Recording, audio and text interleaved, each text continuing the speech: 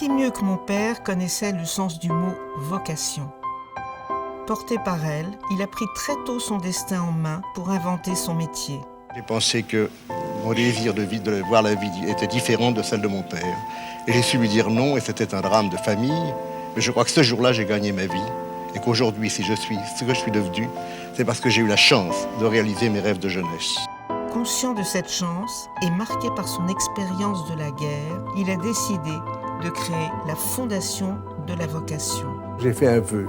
Je regardais le ciel par une petite lucarne tout en haut et je disais, si je reviens, je ferai quelque chose pour un jeune. Ce vœu, il l'a réalisé. Fort de ses convictions, il a réuni les plus brillants esprits de l'époque pour composer le jury. J'avais beaucoup d'amis. Je parle de gens comme importants, ça veut dire Malraux, Moiron. Je leur ai expliqué que j'ai besoin de vous, non pas pour vous demander de l'argent, mais pour faire un jury. Ses amis, ses clients l'accompagnent dans cette aventure et certains fils de donateurs sont encore à nos côtés aujourd'hui. La vocation, c'est une flamme. Et c'est une flamme qui brûle en vous, qui brûle en nous, et qui nous invite à être ce que nous voudrions être nous-mêmes. Depuis 1959, ce sont près de 2000 lauréats qui ont pu bénéficier non seulement d'un coup de pouce financier, mais aussi d'un soutien moral et d'un réseau précieux.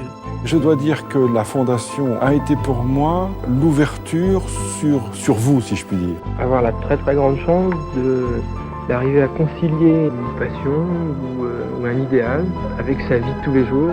Chercheurs, artisans, artistes, chirurgiens, agriculteurs, funambules, sans hiérarchie, toutes les vocations sont étudiées à l'exception des vocations politiques et religieuses. Le premier critère de sélection est la force de la vocation.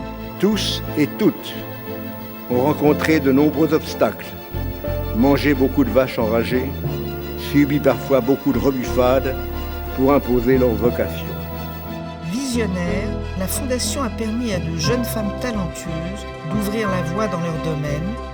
Pilotes de ligne, forestières, hydrographes polaires.